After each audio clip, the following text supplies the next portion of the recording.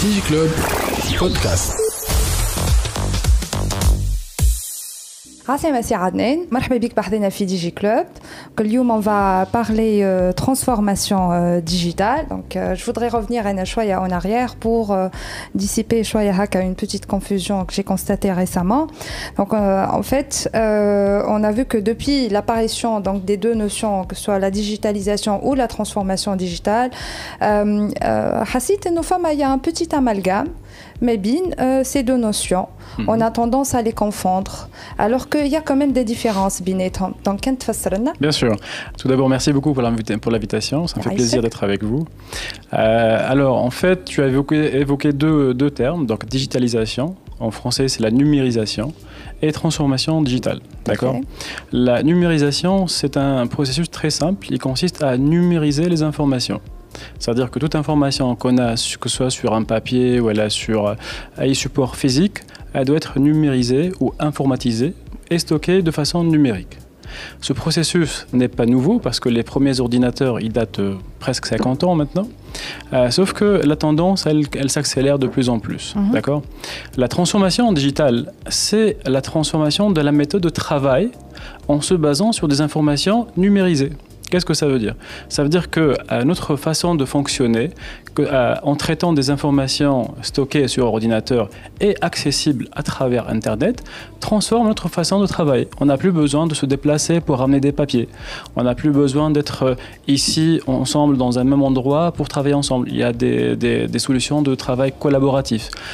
Aussi, pour accéder à mon bureau, je n'ai pas besoin d'être en Tunisie. Je peux être à Blassa Ken. Donc, j'ai mon bureau virtuel, entre guillemets, avec mes documents, etc.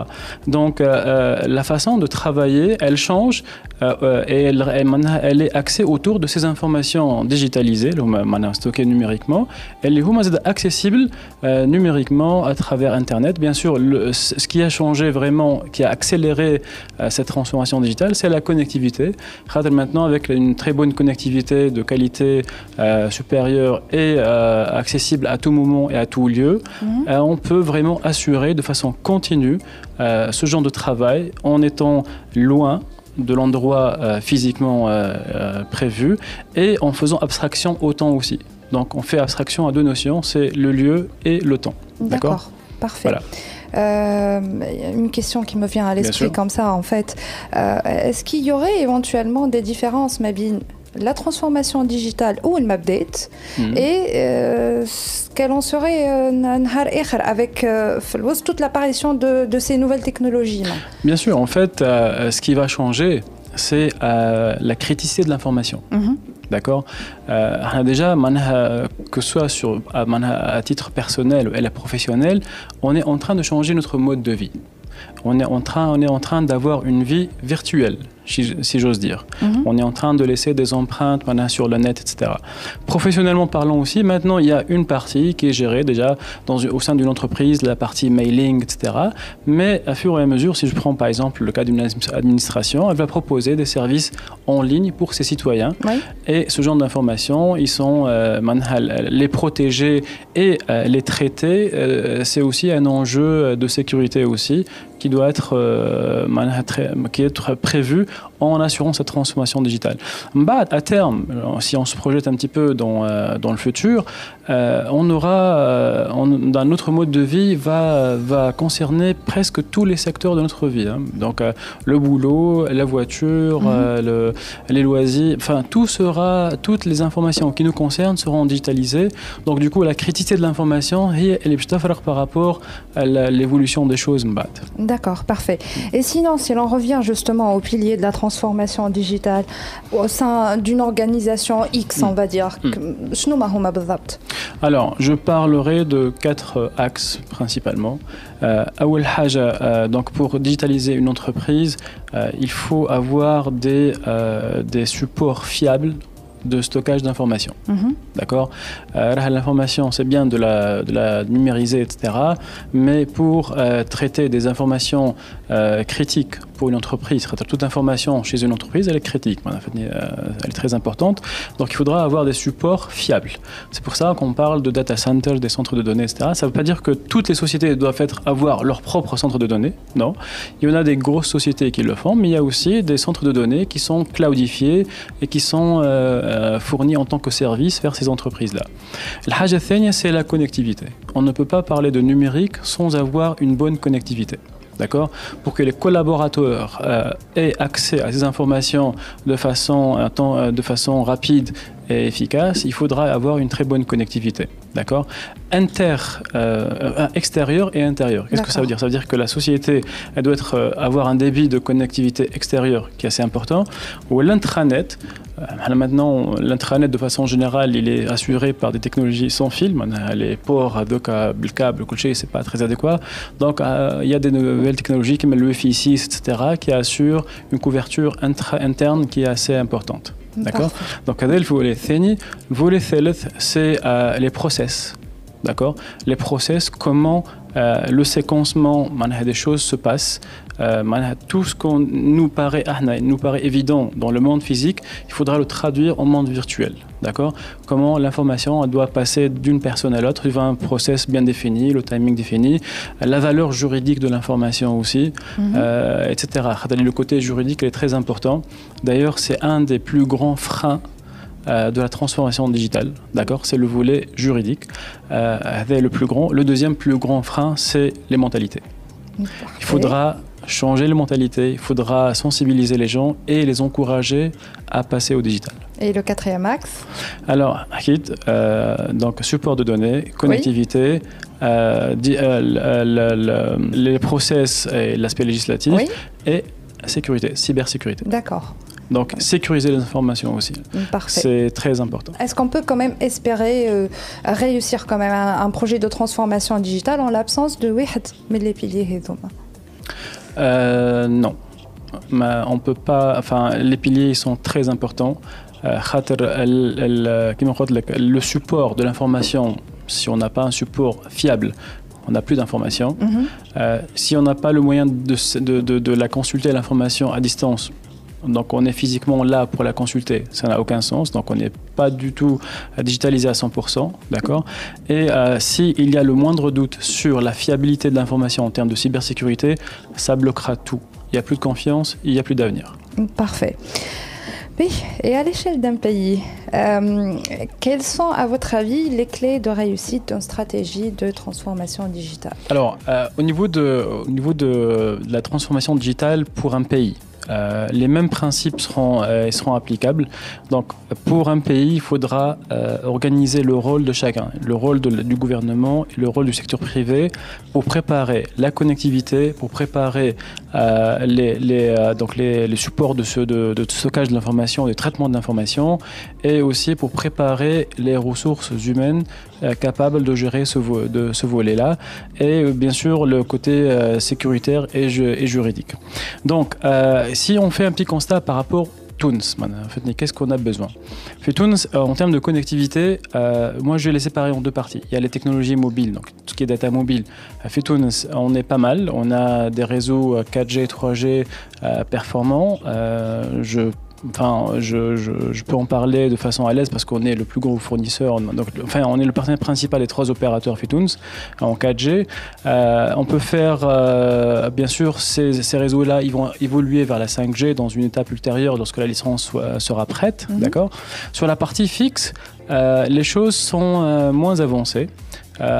Les débits dont on parle, ou la couverture aussi, donc dans d'autres pays développés, on parle des connectivités à 1 giga, à 100 mégas, etc. Fitunes, malheureusement, nous avons à 12 ou 14, 20, etc. Sachant que on a la solution, la Huawei, elle a la solution, parce que tout le monde va penser que pour arriver à des débits très importants, il faudra faire des tranchées dans les rues, il faut mettre de la fibre optique partout, c'est très coûteux, c'est très lent, etc. Non, en fait, il y a une partie qui est ça, réellement, donc il faut faire des micro-tranchées, etc.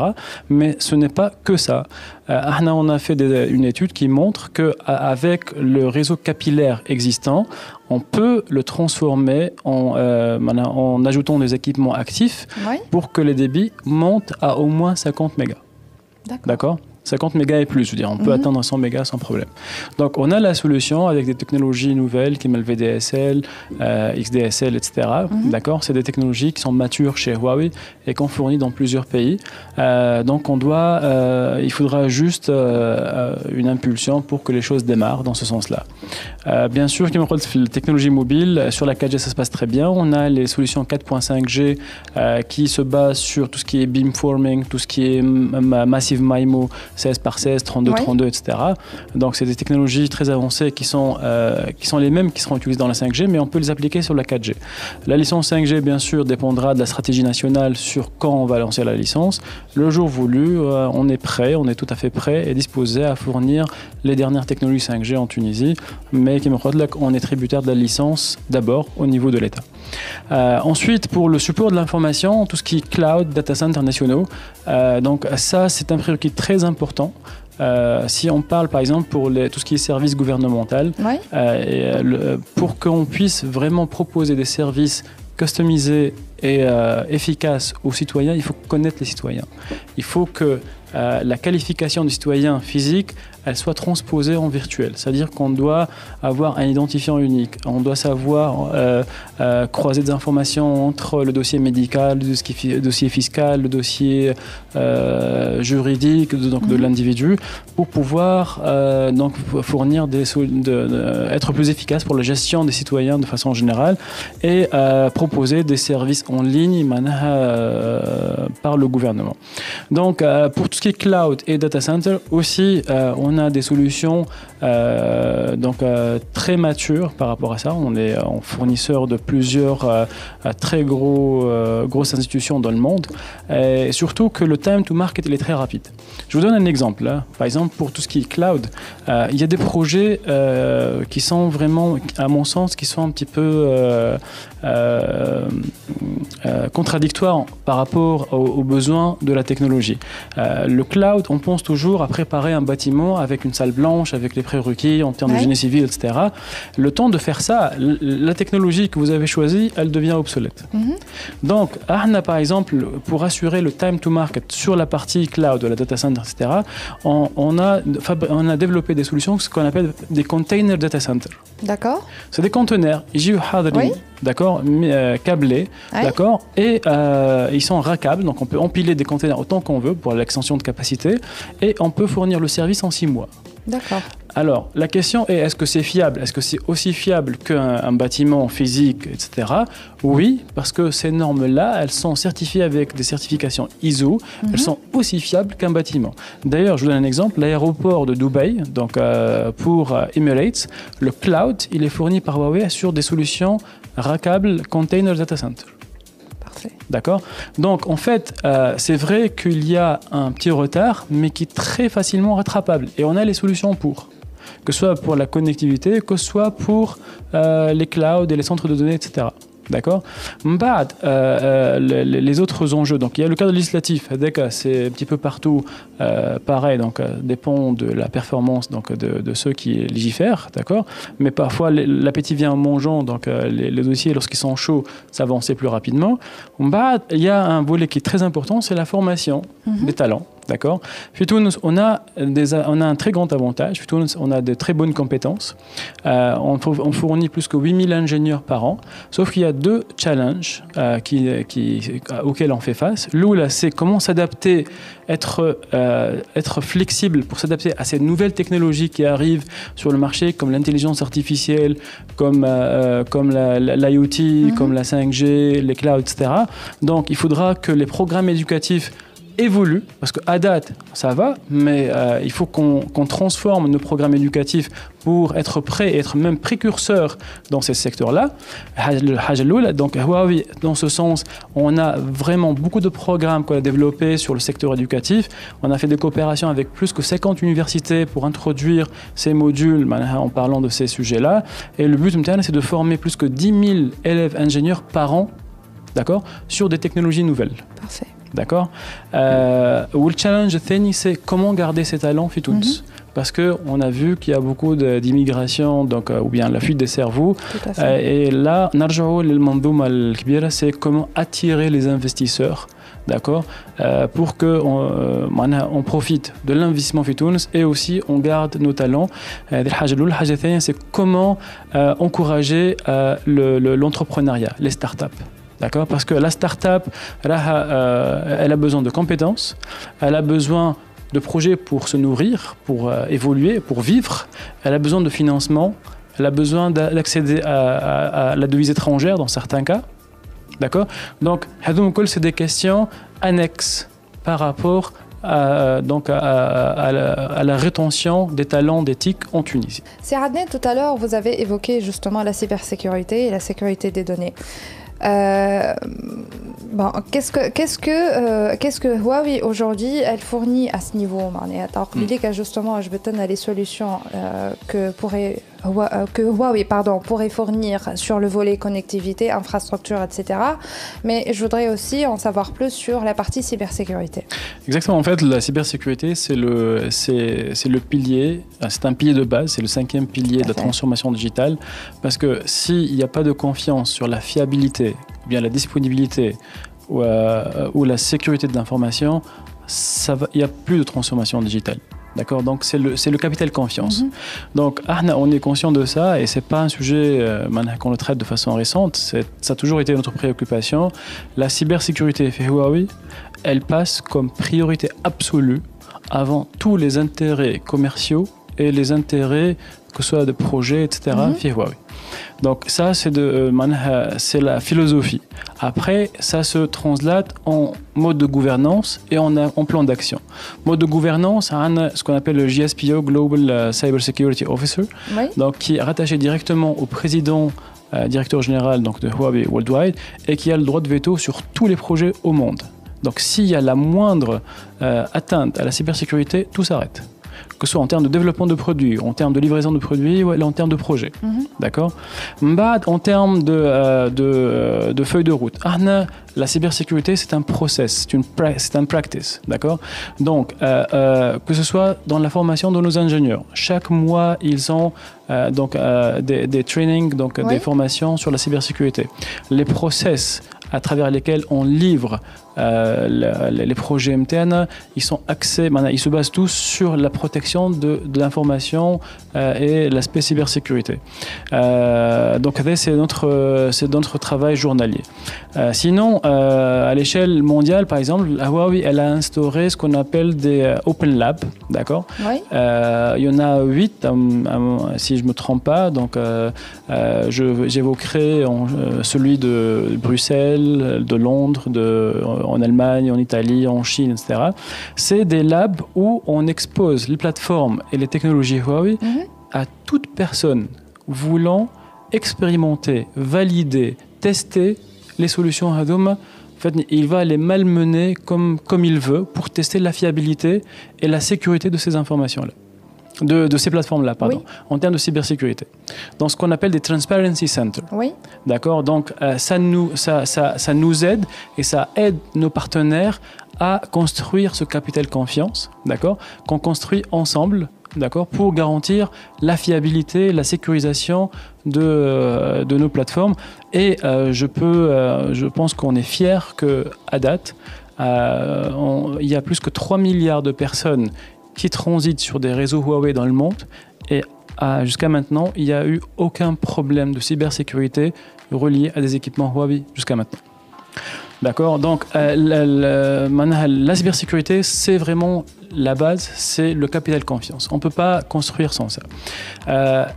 Maintenant, si je rebondis par rapport à la transformation digitale de façon générale, on a parlé de connectivité, de cloud, de cybersécurité, etc. L'avantage que propose Huawei par rapport à tous ces sujets-là, c'est notre capacité d'innovation. Il faut savoir que chez Huawei, là, plus que la moitié de notre staff, ils ne font que de la recherche et développement. On a 96 000 ingénieurs qui font que de la recherche et développement.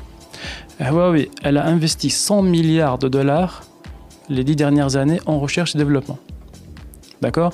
Donc, notre force et ce qui nous différencie par rapport donc aux autres protagonistes, c'est l'innovation, c'est la capacité à être innovant et à fournir des technologies puissantes et fiable dans chaque secteur dans lequel on travaille. Donc en parlant d'innovation à Adnen, moi je voudrais revenir sur une actualité. J'ai vu que récemment il y a eu une délégation de Huawei donc, qui a rencontré le chargé de la gestion du ministère des technologies de la communication aussi, Nizar Neji, et vous avez justement parlé de la création d'un centre d'innovation.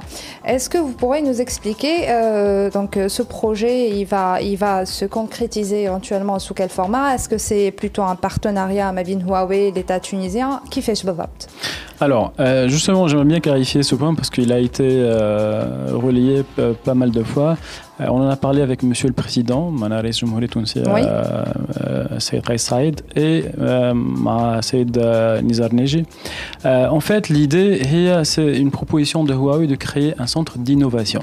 Un centre d'innovation, comme son nom l'indique, c'est pouvoir fournir dans un endroit les dernières innovations, les dernières technologies disponibles. Donc, en tant que fournisseur d'infrastructures, on est volontaire à fournir des technologies nouvelles pour permettre à ceux qui veulent l'expérimenter, que ce soit des étudiants, des chercheurs, des startups, ou dans le monde professionnel, qui n'ont pas accès à ce genre de technologie, de venir l'expérimenter, tester, et ça va créer de nouvelles idées, et ça va être un lieu de rencontre pour que les gens développent des idées, des projets, et peut-être des sociétés autour de ça. D'accord? Donc, c'est le principe. Bien sûr, ce travail, il est en collaboration, on a proposé Arna, en collaboration avec l'État tunisien.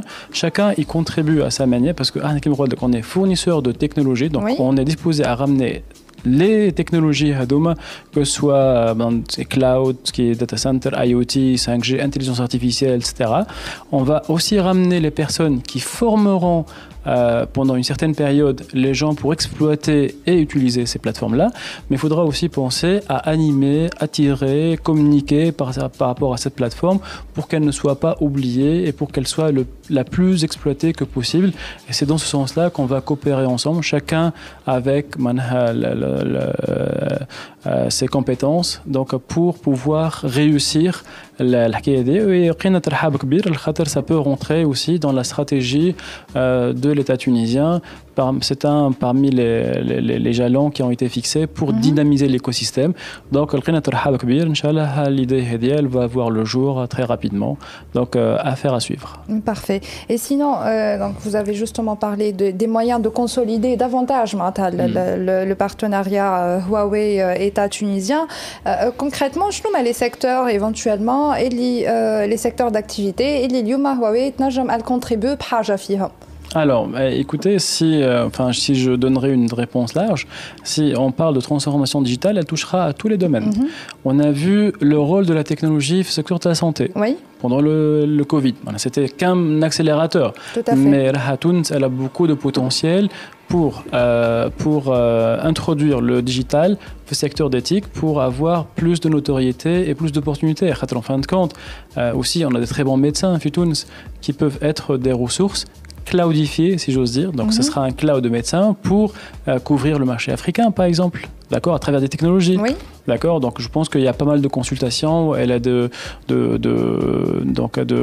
d'interactions médecins-patients qui peuvent se faire en ligne maintenant. Et la Tunisie peut profiter, pas profiter dans le mauvais sens, mais peut proposer ce genre de service parce qu'il y a aussi un désert médical dans plusieurs régions de l'Afrique. D'accord. Donc, il y a moyen d'introduire ce genre de solution et Huawei a la solution pour faire ça. On voit aussi l'usage de la technologie fait le transport. Oui. Le transport, il y a deux catégories. Il y a le transport B2B.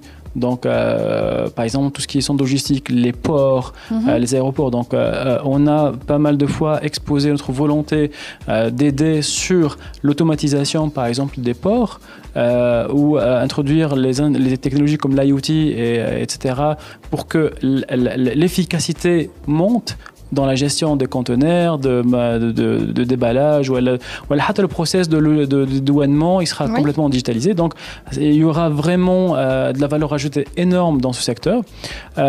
Transport grand public aussi, donc introduire le digital pour fluidifier les trafics et faire des forecasts pour faire des extensions. C'est un outil à la décision donc pour améliorer donc le service en temps de transport public. Aussi sur le secteur financier, on parle maintenant de mobile money ou de e-payment. Huawei elle a des solutions pour fluidifier la transaction de l'argent virtuellement, d'accord, et de diminuer le cash et permettre à des personnes d'assurer leur commerce de façon distante, etc. Donc, déjà, si on assure la fluidification du transport de la marchandise, des personnes et les transactions financières, vraiment, ça donnera un coup de boost, un coup d'air énorme pour l'économie tunisienne. À part, bien sûr, notre contribution sur le secteur de l'éducation, d'accord, aussi sur l'agriculture, il y a plein de choses à faire parce que rien qu'en parlant d'une ressource critique, c'est l'eau, la gestion de l'eau ou l'irrigation qui peut être optimisée avec la technologie. Donc, on peut vraiment aider beaucoup là-dessus avec des solutions se basant sur l'IoT ou l'intelligence artificielle, d'accord, et même d'autres scénarios. Mais maintenant, la technologie, elle est au cœur de tous les secteurs. Et Ahna, en tant que fournisseur d'infrastructures et de solutions technologiques, on doit intervenir dans tous ces secteurs-là parce qu'on peut vraiment apporter de la valeur ajoutée dans tous ces scénarios et ça aura un impact direct sur la qualité de vie, sur le niveau de vie et sur l'économie tunisienne. Parfait. Merci beaucoup, Sir Adnan. Aïchek. Au plaisir de vous revoir, Bahdena. Ça m'a fait très plaisir et ça sera avec grand plaisir pour la prochaine fois aussi. Ya Aïchek. Merci beaucoup. DigiClub Podcast.